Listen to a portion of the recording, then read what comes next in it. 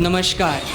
मुश्ती fund high school Gujira Bambolim Goa आपके सामने प्रस्तुत करने जा रहे हैं संतोष शेटकर द्वारा लिखित एवं दिग्दर्शित इंसानियत की जीत।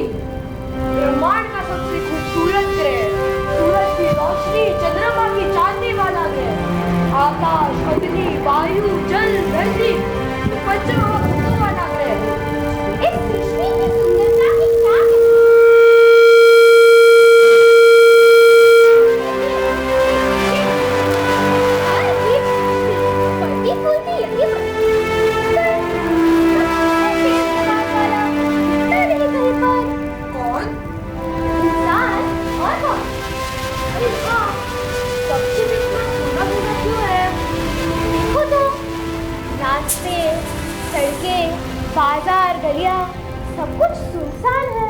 डॉक्टर, स्कूल, मॉल, मैदान कितने बेजान है। ना शोर है, ना शराबा, ना फूल है, ना खराबा, ना गाना है, ना बजाना। कैसा है ये जमाना? कहीं हमारे डर से सभी भागे तो नहीं ना? नहीं, इंसान मौत से डरता जरूर है, पर वो मौत से भाग नहीं सकता। सही कहा, क्योंकि एक दिन मौत आनी है ये उसे पता है, पर कब आनी है इसका उसे पता नहीं। मजाक का समय नहीं है। जरूर कुछ तो गड़बड़ है, वरना जीवन से भरी सृष्टि पर मातम की वृष्टि क्यों है?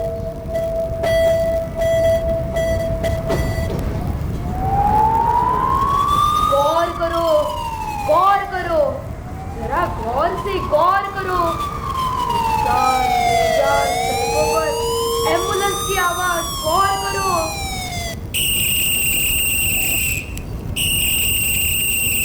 सड़क पर पहरा देते पुलिस की सीटी, गौर करो।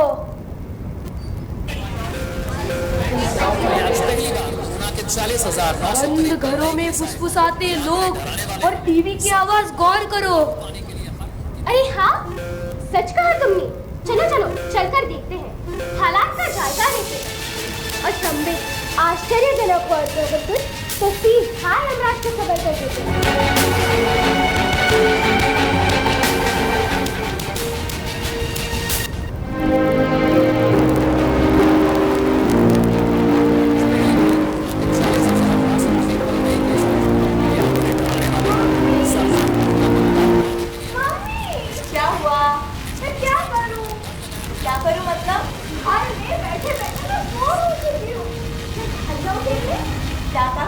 बाहर जाओगी लेने, बाहर पुलिस खड़े है डंडा लेकर, सबको मार मार के भगाते हैं।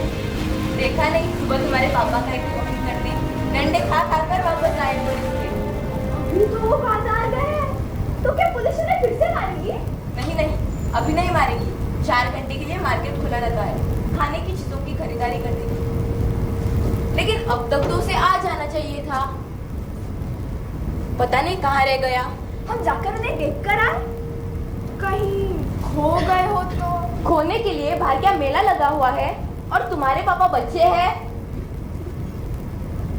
तो फिर मैं क्या करूं? स्कूल बंद, बाहर खेलना बंद, पिंकी के घर जा नहीं सकते, मार्केट नहीं, घूमना फिरना नहीं, बस दिन भर घर में बैठे रहे। हाँ हाँ, बस घर में ही बैठी रहो। बाहर लॉकडाउन है, लॉकडाउन। बाहर जाओगी तो कोरोना हो जाएगा। पता नहीं चाइना वालों को भी कोरोना कहाँ से मिला। अब सारी दुनिया मुक्त हो, बैठे रहो घर में हाथ पर हाथ है। कुछ समझ में आया उस औरत ने क्या कहा? कोरोना, चाइना, बस इतना ही सुना, बस समझ में नहीं आया। उसने ये भी तो कहा था, अब सारी दुनिया मुक्त हो, बैठे रहो घर में हाथ पर हाथ धरे। इसका मतलब है कुछ तो बहुत बड़ी घटना घट चुकी है या फिर घटने वाली है इस पृथ्वी पर। एक काम करते हैं, सीधा हम लोग से इसके बारे में जानकारी लेते हैं, उन्हें कुछ तो पता होगा। चलो।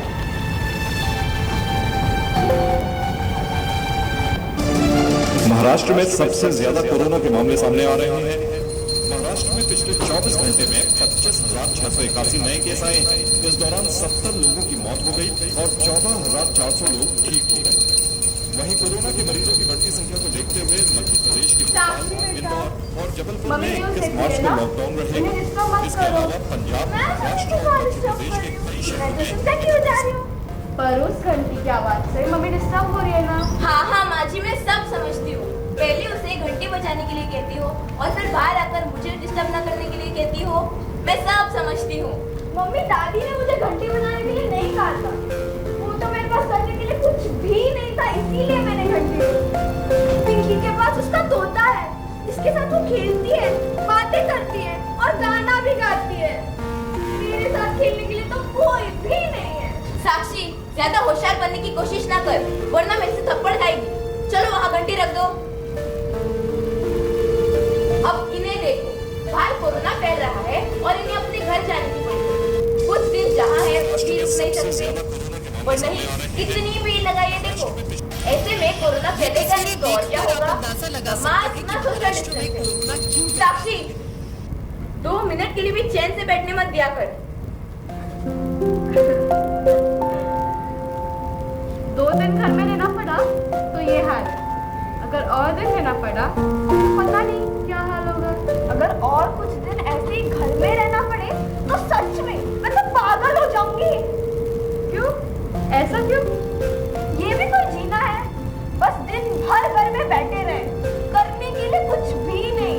स्कूल जा नहीं सकते, मैदान है पर खेल नहीं सकते, दोस्त है पर मिल नहीं सकते। ऐसा लगता है मुझे किसी पिंजरे में बंद कर रखा हो। वो साक्षी के पास जो तोता था ना, इतना क्यूट है। नहीं, उस तोते को बंद पिंजरे में कैसे रखता होगा? जरा सोचो।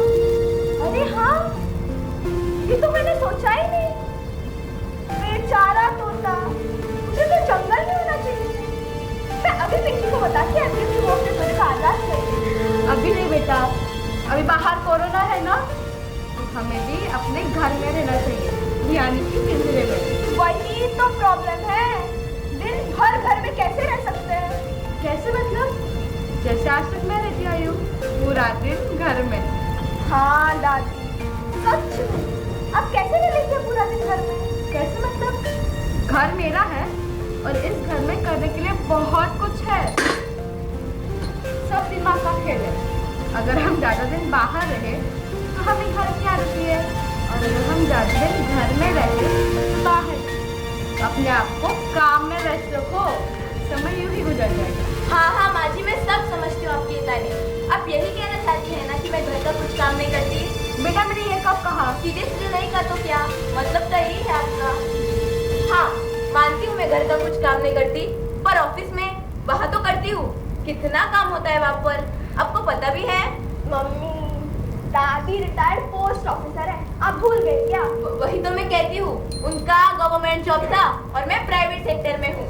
उनके और मेरे काम में बहुत अंतर है। नीता, शांत हो जाओ।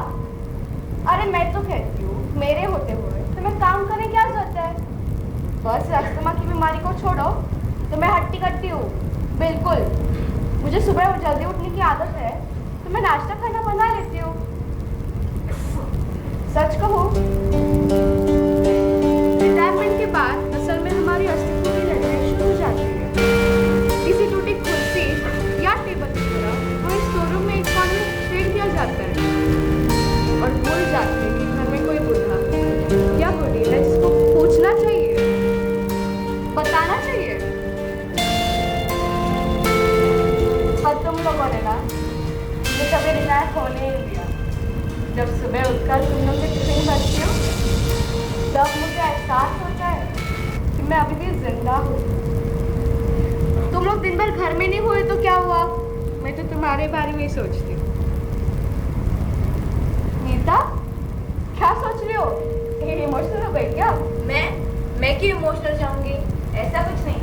अच्छा, वेरी गुड। तो मुझे करती झगड़ती अच्छी लगती हो, बिल्कुल मेरी बेटी की तरह। मम्मी, दादी कितनी अच्छी है, तुम उसके साथ क्यों लड़ती झगड़ती रहती हो? मैं दादी के साथ लड़ती हूँ, ये तुमसे किसने कहा? अपनी दादी ने तो कहा।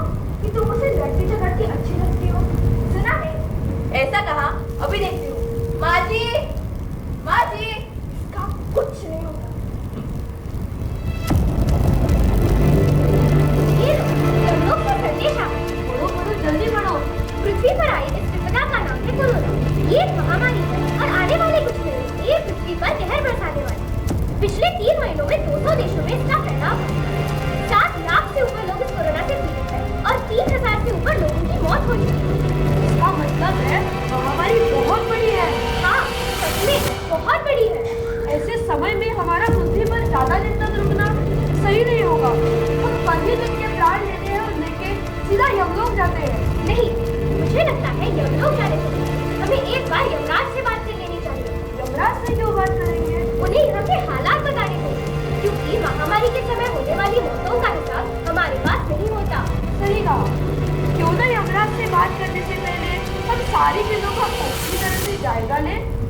ठीक है, हम इसी घर से शुरुआत करते हैं। चलो।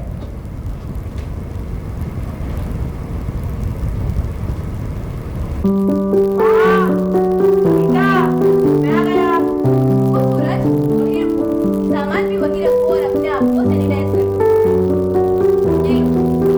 पापा, आप आ गए? मेरे लिए क्या लाए? और आपने आने में इतनी देर क्यों लगा दी? कब से आपकी राह देख रही हूँ। अरे रुको मेरी नानी, कितने सवाल करती हो, जरा सांस तो लेने दो। इस थैली में क्या? साक्षी रुको, इसे हाथ मत लगाना, जाओ अंदर नहीं तो मार खाएगी। पापा, नहीं बेटा, नजदीक नहीं आना, मैं अभी अभी तो बाहर से आया हूँ ना। अगर तुम्हें भी कोरोना हो गया तो बाद में 14 दिन क्वारंटीन। तो क्या आपको कोरोना हुआ है? हुआ नहीं है, पर सावधानी तो बरतनी पड़ेगी ना।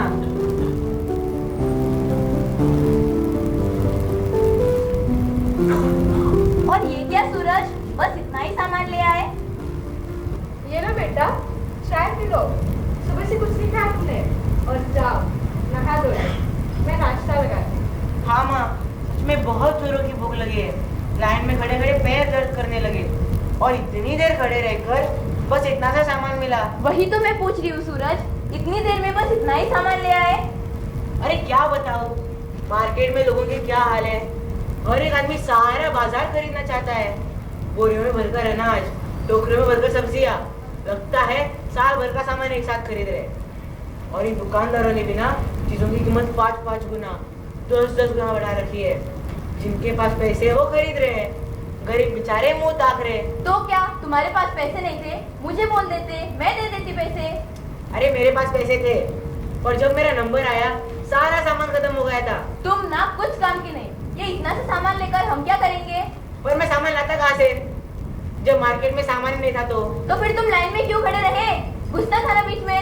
सभी लोग तो यही कर रहे थे, सारी जगह हड़बड़ी गड़बड़ी, ना मास्क ना सोशल डिस्टेंसिंग। यही तरीका होता है ऐसे सिचुएशन में बिहेव करने का। ठीक है, कल तुम चली जाना और जितना चाहिए उतना सामान लेके आना, पैसे मैं दे देता हूँ। हाँ जाती हूँ, मैं जानती हूँ तुम यही चाहते हो ना कि किसी तरह से मुझे कोरोना हो जाए और तुम मुझसे छुटकारा पा लो। मैंने ऐसा कब कहा? सीधे सीधे नहीं कहा तो क्या मतलब? तो यही है तुम्हारा। रुको, अब एक शब्द नहीं। कल सामान मैं लाती हूँ मार्केट से। पर माँ, चुप। इतने सालों से मैं तो खरीदारी करके आ रही हूँ, अब कल भी मैं ही करूंगी।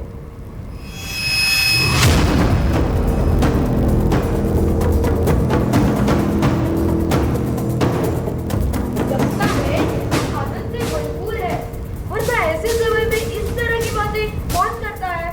ठीक कहा तुमने, बेवजह की बात। चलो हम मार्केट जाकर देखते हैं वहां कैसा होता है।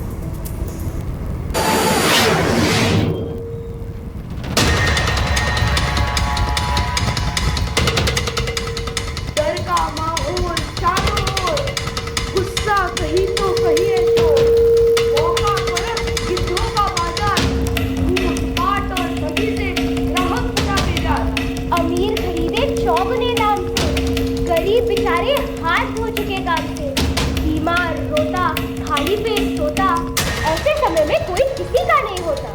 किस्मत आजमाने जो निकला घर से, वापसी का रास्ता ढूंढते कोरोना के डर से, विपदा की आंधी में बिखर गया सहारा, पैदल पैदल चल पड़ा जैसे कोई आवारा।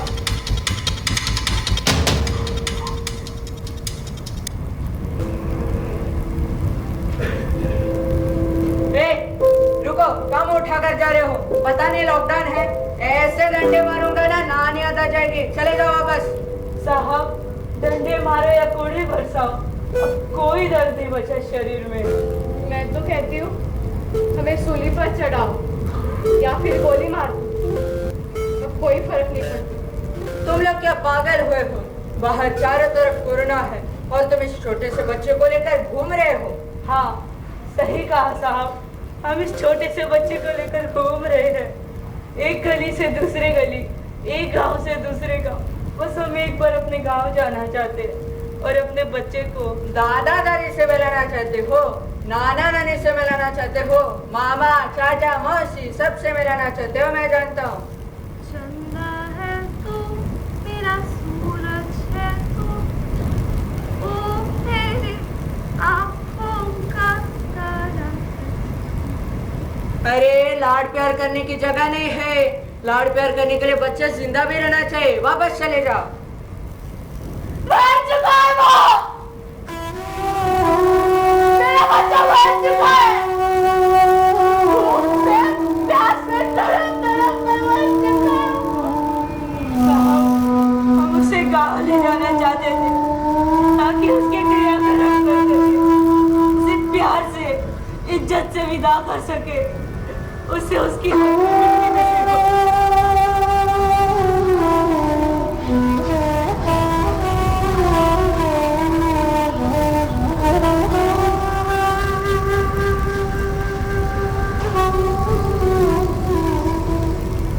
ये सब क्या हो रहा है? इंसान के शहर में इंसान क्यों रो रहा है? विपदा का आना अभी बहुत है दूर, हौसले बस और इंसानियत चकनाचूर। अरे स्वार्थ का चश्मा उतार फेंक, सामने जिंदा इंसान खड़ा है, जरा ठीक से देख। और में और देर नहीं करनी चाहिए, फौरन यमराज से बात कर देनी चाहिए। हाँ चलो। प्रभु बोलो वत्स, प्रणाम स्वीकार करें प्रभु। सुखी भव।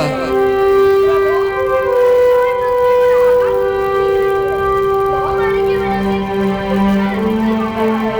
हाँ, तेज दिमाग वाला इंसान कल हो चुका है, स्वार्थी और मजबूर होता जा रहा है। ये इंसान की बहुत पुरानी आदत है, मैं जानता हूँ। हम तो समझे नहीं प्रभु।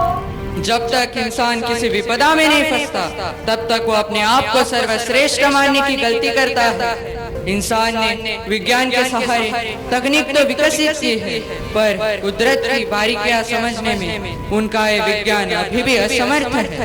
तो क्या प्रभु इंसान इस महामारी के आगे अपनी हार मान लेगा?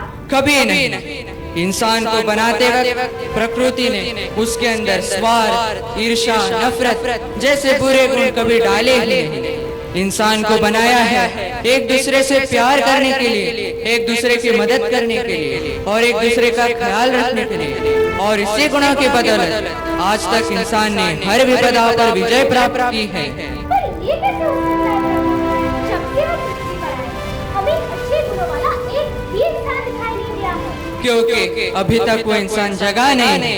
जरा सब्र करो, एक बार उसके अंदर की इंसानियत जागे, फिर उसे कोई नहीं रोक सकता। यही आज तक का इतिहास है। हर देश, हर प्रांत, हर धर्म अच्छे इंसानों से भरा पड़ा है। देर लगेगी पर आखिर जीत इंसान की हो, ये तय है। तो फिर प्रभु हमारे लिए क्या आ गया है? क्या हम अपना प्राण देने का काम संपन्न करके वापस हम लोग आ सकते हैं? बिल्कुल नहीं। पृथ्वी पर आई इस विपदा की ये बस शुरुआत है। आने वाले समय में हालात और भी बिगड़ने वाले हैं। तो हम चाहते हैं कि तुम दोनों पृथ्वी पर रहकर लोगों की मदद भी करें और हमें हालात का हाल बताते रहें। तो क्या प्रभु इंसानों की मदद करने हम हमारे शब्दों का इस्तेमाल कर सकते हैं? कभी नहीं। ये प्रकृति के नियमों के विरुद्ध होगा। इसलिए अभी इसी वक्त आपकी सारी शक्ति वापस ली जाती। आप जब तक पृथ्वी पर रहेंगे, आप एक सामान्य इंसान बनकर रहेंगे और उचित समय पर आपको आपकी शक्तियाँ लौटा दी जाएंगी। जैसी आपकी आज्ञा प्रभु। चलो, एक बात अच्छी हुई कि अंत में ये इंसानों की होगी, ये हमें पहले से ही पता है। अरे ये क्या हो गया? मुझे अचानक भूख क्यों लग रही है? मत भूलो कि अब हम सामान्य इंसान हैं और हमारे पास हमारी शक्तियाँ नहीं। अरे हाँ, मैं तो भूल ही गया। लेकिन अब हमें खाना कौन देगा? और बिना शक्तियों के हम इंसानों की मदद कैसे करेंगे? पता नहीं, हम चलते हैं, जो होगा देखा जाएगा।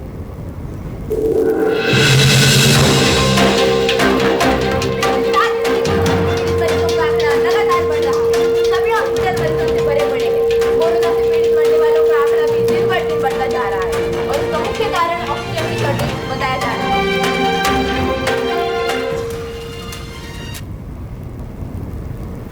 डॉक्टर, डॉक्टर, नर्स, डॉक्टर कहाँ है? सर, डॉक्टर तुम मुझे रुकने के लिए कह रही हो? जानती भी हो मैं कौन हूँ? देखिए साहब, जो कोई भी हो, अगर डॉक्टर से मिलना है तो मुझे रुकना पड़ेगा। आप मुझे बताइए, क्या आपको क्या चाहिए? मैं रूलिंग पार्टी का सांसद हूँ। मेरे बीवी को कोरोना हुआ है, उसके हालात जल्दी से कीजिए और जल्दी बुलाओ डॉक्टर को। देखिए सर, अगर ऐसा है तो आप भी पॉजिटिव होने की चांस है। प्लीज मास्क पहनिए आपका। क्या बात है sister? Doctor is looking for you. या डॉक्टर, मैं रूलिंग पार्टी का सांसद हूँ। मेरे बीवी को कोरोना हुआ है, वो एम्बुलेंस में है, उसके हालात जल्दी से कीजिए। देखिए, आप सांसद ये कोरोना को नहीं पता, वो आपको भी हो सकता है, इसीलिए तुम अपना मास्क पहने, वरना मैं आपकी कोई मदद नहीं कर सकता हूँ। देखिए, आप मेरे से बदतमीजी कर रहे हो। अगर आपने मेरे बीवी का इलाज नहीं किया तो मैं आपके पर स्ट्रिक्ट एक्शन लूंगा, आप सबका सस्पेंड कर दूंगा। हाँ, कीजिए मैं सस्पेंड, ताकि हम भी घर पे आराम कर सके आपकी तरह। आज किस हालात में काम करे जानते भी आप। फैमिली की आवाज सुनी है, वो भी फोन पर। इसकी छोटी बच्ची है 1 साल की, ये उसे मिल नहीं सकती है और अच्छी तरह से गले में नहीं लगा सकती है। रोज मौत के साथ जीते हम, वो भी आपकी भलाई के लिए। और आप एक सस्पेंड करने की धमकी देते हैं, नहीं कर सकते इनका इलाज। आप सांसद है ना, तो कीजिए मेरा का इस्तेमाल और करें करना वो। डॉक्टर, प्लीज डॉक्टर, उसे बचाएं। सुबह से 2 हॉस्पिटल घूम चुका हूँ, किसी के पास भी जगह अवेलेबल नहीं। सिस्टर, हमारे क्या शेड्यूल है? डॉक्टर, हमारे यहाँ एक भी कॉट अवेलेबल नहीं है। सारे वेंटिलेटर इस्तेमाल हो रहे हैं। कुछ मरीजों को हम जमीन पर लेटाकर इलाज कर रहे हैं। और एक बात डॉक्टर, ऑक्सीजन खत्म होने वाला है। अगर हम जल्द से सिलेंडर नहीं मंगा रहे तो बहुत बड़ी प्रॉब्लम आ सकती है। और वो सप्लायर्स कह रहे कि जब तक पेंडिंग बिल क्लियर नहीं हो पाएगा तब तक वो सिलेंडर नहीं भेजेंगे। कितना पेंडिंग अमाउंट है? 3,70,000। ठीक है, मैं पैसे दे दूंगा, तुम सिलेंडर अरेंज करो। Yes doctor. डॉक्टर, आपको जितने सिलेंडर चाहिए मंगा लीजिए, मैं पैसे दे देता हूँ। आप जो जो करें उसका कोई मोल नहीं, मैं इतना तो कर ही सकता हूँ। Thank you very much. चलिए।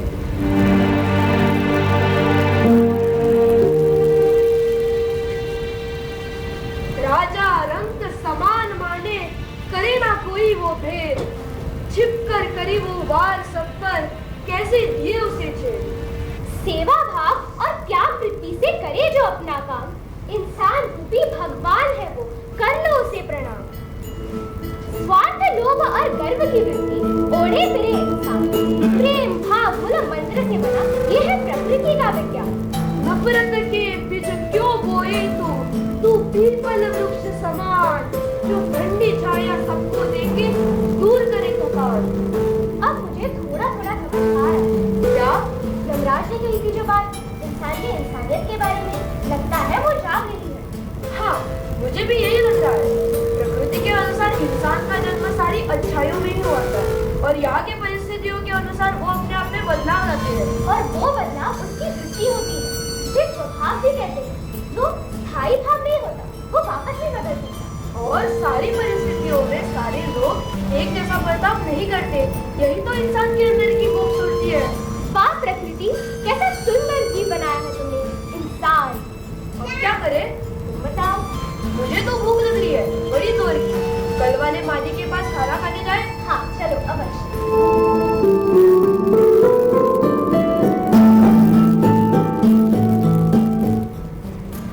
चलो साक्षी। सूरज, तुम कहाँ जा रहे हो? क्या मतलब? खाना खत्म हो गया है, इसलिए वहाँ को पैकेट देने जा रहा हूँ। और साक्षी? मैं पापा के साथ जा रही हूँ, दादी का हाथ बटाने। कितने लोग आते हैं खाना खाने, मालूम है ना पापा? हाँ बेटा, माँ ने ये अच्छी तरकीब निकाली है, लोगों की मदद करने की। जब कोई अजनबी आकर हमारे घर भर पेट खाना खाता है तो अलग तरह का सुकून मिलता है। ये सरासर पागलपन है। किसे कोरोना हुआ है और किसे नहीं, ये कैसे पता होगा? मैं तो कहती हूँ ये नौटंकी बंद कर दो। नौटंकी नहीं है ये नीता, अब यही असली जिंदगी है। कोरोना से और मौत से कब तक भागेंगे हम? अब उसके साथ जीने की आदत डालो। चलो साक्षी। और हाँ, अपना ख्याल हम रख रहे हैं, तुम घबरा मत। सूरज, साक्षी मेरी बात तो सुनो। ख्याल रख रहे हैं? क्या ख्याल रख रहे हैं? कितना नजदीक आकर खाना ले रहे हैं, देखो। मास्क पहना, ग्लव्स पहना तो क्या, कोरोना तो कहीं से भी आ सकता है। वो तो इस खिड़की से भी आ सकता है। ये सब माँ जी की वजह से हो रहा है। उनके ऊपर पागलपन सवार है लोगों की मदद करनी। लोगों की मदद हम क्यों करें? अगर हम में से किसी को भी कोरोना हो गया तो मैं ना छोड़ूंगी नहीं। क्या हुआ? माँ जी नीचे गिर गई? क्या हुआ उन्हें? लगता है उन्हें कोरोना हो गया। साक्षी उन्हें क्यों उतारी है? बाकी लोग भी आ गए। सूरज भी उठाना है। हाय भगवान।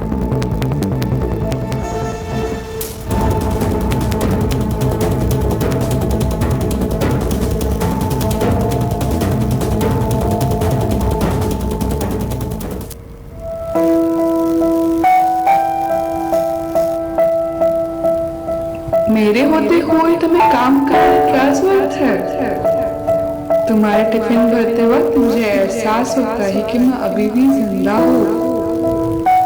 वेरी गुड, ऐसे ही रहो, क्योंकि तुम मुझे लड़ती झगड़ती अच्छी लगती हो, बिल्कुल मेरी बेटी की तरह।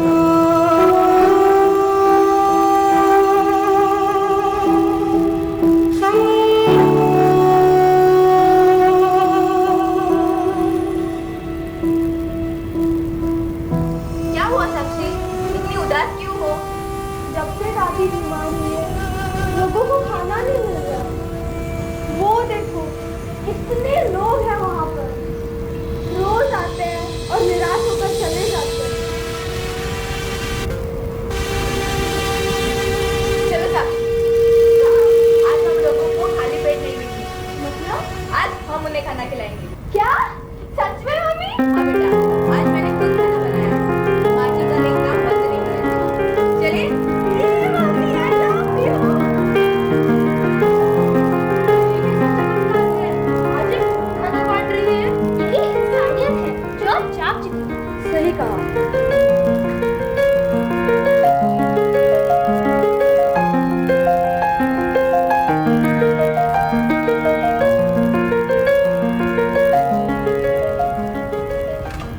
बेटा, क्या मैं खाना ले सकती हूँ? माँ जी।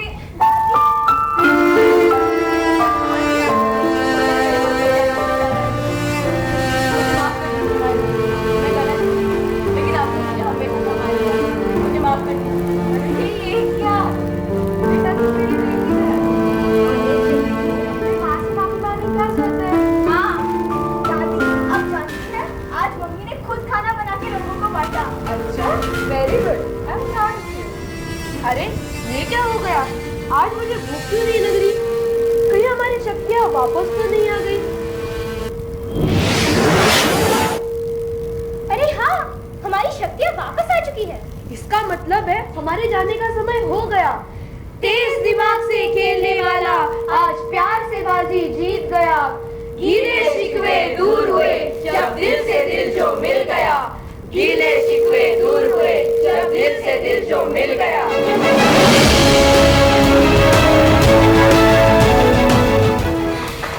अजिंक्य विश्वकर्मा, प्रमेश महाजन, शौनक गोटवणेकर, उर्वी ओलकर, आयुषी नाईक, उर्वी पाटिल, साक्षी सिलाई